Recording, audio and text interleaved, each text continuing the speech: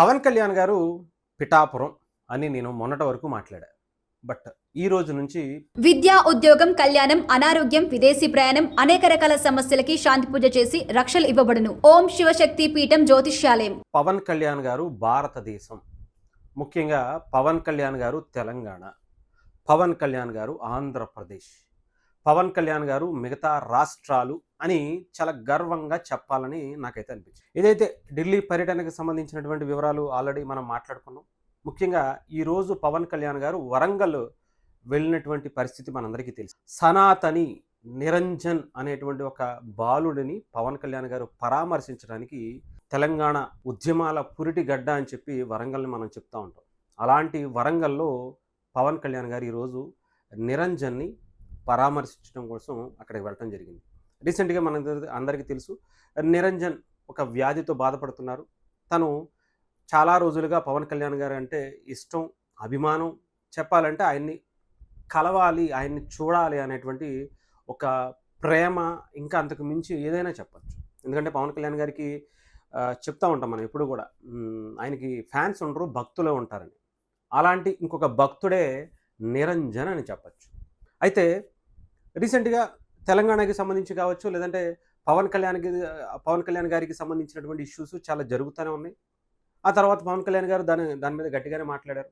ఈ టైంలో పవన్ కళ్యాణ్ గారు తెలంగాణలో ఎటువంటి కార్యక్రమం చేసినా కూడా అది సంచలనం రేపుతున్నటువంటి పరిస్థితే కనిపించింది. ఎక్కడ అంటే పవన్ కళ్యాణ్ గారిని తగ్గించాలనేటువంటి ప్రయత్నం కొంతమంది జర్నలిస్టుల ముసుగులు, ఎర్నలిస్టులు తయారయ్యి ఏ రకంగా పవన్ కళ్యాణ్ గారిని తగ్గిద్దామని కొంత లెఫ్టిస్ట్ భావజాలం కలిగినటువంటి వ్యక్తులు కొంతమంది అదే పనిగా కుట్ర పన్నుతుంటే, పవన్ కళ్యాణ్ గారి ఈ టూర్ మాత్రం, ఇది రాజకీయాలకు సంబంధం లేదు, బట్ తెలంగాణ ప్రజలు ఎవరైతే సోకాల్డ్ ఎర్నలిస్టులు, జర్నలిస్టులు, వీళ్ళు ఎవరైతే పవన్ కళ్యాణ్ గారిని తెలంగాణకు దూరం చేయాలనేటువంటి వ్యక్తులు ఎవరైతే ఉన్నారో వాళ్ళందరూ కూడా ఈ ఒక్క పర్యటనను చూడండి.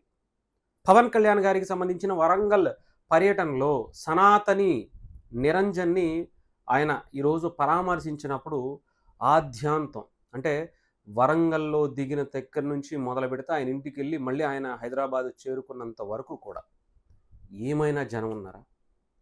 పవన్ కళ్యాణ్ గారిని నిజంగానే తెలంగాణ వ్యతిరేకిగా తెలంగాణ ప్రజలు అనుకుంటే ఈ స్థాయిలో పవన్ కళ్యాణ్ గారికి నీరాజనాలు పడతారా?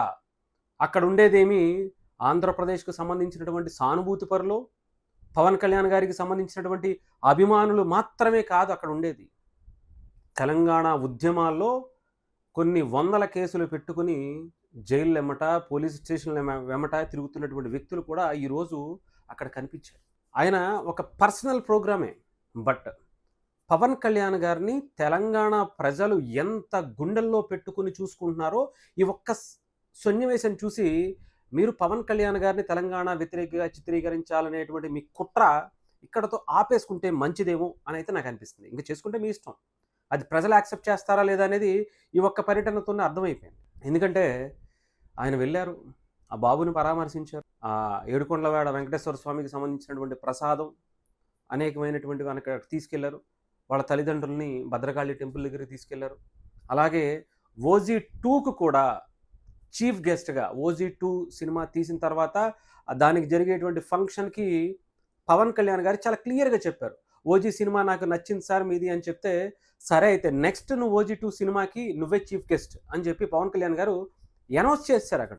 అంటే ఒక అభిమానికి, అభిమాన హీరోకి ఆ కనెక్టివిటీ ఎలా ఉంటుంది అంటే మిగతా ఎక్కడ చూడలేము అలాంటి కనెక్టివిటీ. అంటే ఒక మానవ సంబంధాలు అని అంటాం కదా, ఆ సంబంధాలు మానవుడిగా ఇంకో మానవుడు కలిస్తే ఎలా ఉంటుందో, అంటే ఒక ప్యూర్ సోల్స్ కలిస్తే ఎలా ఉంటుందో అలా కనిపించింది నేను. ఈరోజు పవన్ కళ్యాణ్ గారు ఆ ఇంట్లో ఆయన ఆ పిల్లోడితో మాట్లాడేటువంటి విధానం కావచ్చు, ఆయన అక్కడ వాళ్ళతో కలిసి వాళ్ళ గురించి, వాళ్ళ బాగోగుల గురించి తెలుసుకున్నటువంటి విధానం కావచ్చు. అంటే పవన్ కళ్యాణ్ గారిని ఒకటే గుర్తుపెట్టుకోండి, పవన్ కళ్యాణ్ గారిని ఒక ప్రాంతానికో, ఒక కులానికో, ఒక మతానికో 100కి 100% పరిమితం చేయలేరు అనేది ఈ ఒక్క వరంగల్ పర్యటనతో అర్థమైపోయింది. ఎంత ఇక్కడ వ్యతిరేకులుగా చిత్రీకరించాలనేటువంటి మంత్రులు, ఎమ్మెల్యేలు, ఎమ్మెల్సీలు అదే పనిగా పవన్ కళ్యాణ్ గారిని చిత్రీకరించాలనేటువంటి ప్రయత్నం చేస్తుంటే ప్రజలు మాత్రం ఇంకా మువ్వెత్తున పవన్ కళ్యాణ్ గారిని గుండెల్లో పెట్టుకుంటున్నారు. సో మీరు చేసేటువంటి ప్రతి పని అది పవన్ కళ్యాణ్ గారికి ప్లస్ అవుతుంది, జనసేన పార్టీకి ప్లస్ అవుతుంది, పవన్ కళ్యాణ్ గారి ఆయన అంటే ఇక్కడ తెలంగాణ ప్రజలకు ప్లస్ అవుతుందని చెప్పాలి. ఎందుకంటే మీ కపట రాజకీయాలు అంటే 12 ఏళ్ల తెలంగాణ సాధించిన తర్వాత కూడా ఇంకా ఈ తెలంగాణ సెంటిమెంట్ మీద బటర్ పూసినట్టు ఇష్టం వచ్చినట్టు ప్రజల్ని ఏదో మభ్య పెట్టాలనేటువంటి మీ ప్రయత్నాలన్నీ కూడా ఈ పర్యటనతో చాలా క్లారిటీ రావాలి. గుర్తుపెట్టుకోండి. మీరు ఇంకా అలాగే చేస్తాం అలాగే ఉంటామంటే ఇంకెవడ ఏం చేయలేడు. ఇకపోతే నాకైతే ఒకటి అనిపించింది, చాలా క్లియర్గా చెప్తున్నా, నేను గతంలో కూడా చాలాసార్లు చెప్పాను. పవన్ కళ్యాణ్ అనే వ్యక్తి వెళ్ళగానే ఆ పిల్లవాడి దగ్గర అంటే ఏదో ఒక దైవ సంకల్పం లేకపోతే ఇది జరుగుతుందా అనేటిదైతే నేను నమ్మలేకపోతున్నా. డెఫినెట్గా ఒక దైవ సంకల్పం ఉంది కాబట్టి ఆ పిల్లోడు కోరుకున్నాడు, పవన్ కళ్యాణ్ గారు అక్కడికి వెళ్ళాడు, ఆ వెంకటేశ్వర స్వామి ప్రసాదం తీసుకువెళ్ళాడు. మనం అందరం పవన్ కళ్యాణ్ గారిని ఏం మాట్లాడుతూ ఉంటాం, అంటే జనసేన పార్టీకి సంబంధించి ఒక దేశానికి దేశభక్తుడిగా దేశభక్తిని నూరిపోస్తున్నటువంటి ఒక నాయకుడిగా మనం చూస్తూ ఉంటాం. రీసెంట్గా మనందరికీ తెలుసు ఎప్పటి నుంచో ఉన్నా కానీ ఇప్పటికిప్పుడు భారతదేశంలో అందరూ కూడా పవన్ కళ్యాణ్ గారిని ఒక సనాతన పరిరక్షకుడిగా చాలా బలంగా చూస్తున్నారు.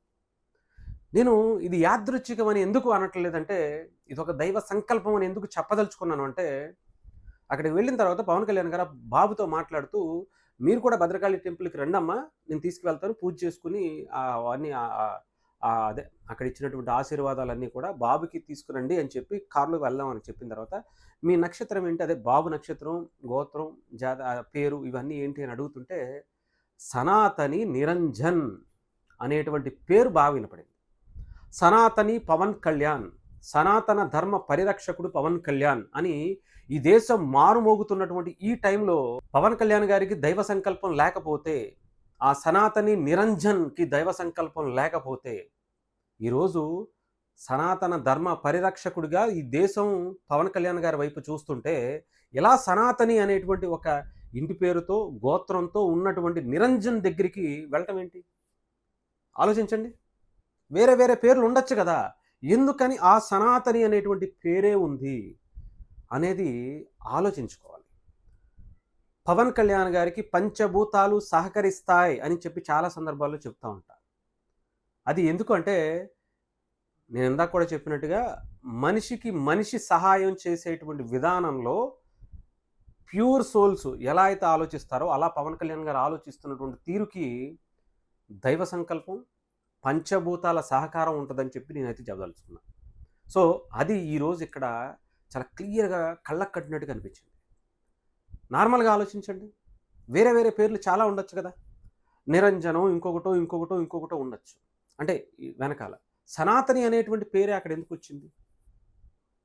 అబ్బాయి ఎందుకు పవన్ కళ్యాణ్ గారిని కలవాలనుకున్నాడు?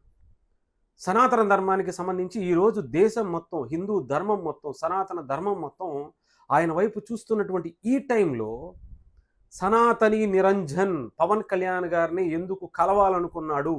ఇంకా సనాతన ధర్మానికి సంబంధించి మనకి ఆయన ఎవరు మన రాధా మనోహర్ దాస్ గారు మాట్లాడుతూ ఉంటారు. ఆ బాబుని పవన్ కళ్యాణ్ గారికి చేరువ చేసింది ఆ వీడియోనే. రాధా మనోహర్ దాస్ గారు ఆ అబ్బాయి దగ్గరికి వెళ్ళి పరామర్శించి ఆయన కలిసి పవన్ కళ్యాణ్ గారిని నేను చూడాలి అని చెప్పి ఆయనతో చెప్పినటువంటి మాట ఆ దైవ సంకల్పంగా ఇప్పుడు మళ్ళీ పవన్ కళ్యాణ్ గారి దగ్గరికి వెళ్ళిందా, మళ్ళీ అది తిరిగి నిరంజన్ సనాతని నిరంజన్ దగ్గరికి వచ్చిందా అనేటువంటి థియరీలో కనిపించింది. ఏదేమైనా కానీ డెఫినెట్గా పవన్ కళ్యాణ్ గారిని 1-2 సార్లు అనే ముందు ఆయన ఆశయాలు గొప్పై, ఆయన ఆలోచనలు గొప్పై. డెఫినెట్గా అలాంటి వ్యక్తిని మనం ఏదన్నా తోలనాడాలి అంటే కొంచెం దగ్గర పెట్టుకుని, వళ్ళు దగ్గర పెట్టుకుని ఆలోచించి మాట్లాడండి. ఎందుకంటే సమాజం కోసం బ్రతికేటువంటి వ్యక్తి, ప్రజల కోసం మాత్రమే ఆయన బ్రతుకుతున్నాను అని మనకి చూస్తున్నటువంటి వ్యక్తి. ఆయన మీద ఎవరు ఏ రకంగా మాట్లాడితే వాళ్ళు పంచభూతాలలో ఏ రకంగా కలిసిపోయారో ప్రత్యేకించి చెప్పాల్సిన అవసరం. ఒకసారి ఆంధ్రప్రదేశ్ కావచ్చు, మిగతా కొంతమంది వ్యక్తులు కావచ్చు, వీళ్ళు ఏమైపోయారు అనేది జస్ట్ ఒకసారి ఇమాజిన్ చేసుకోండి.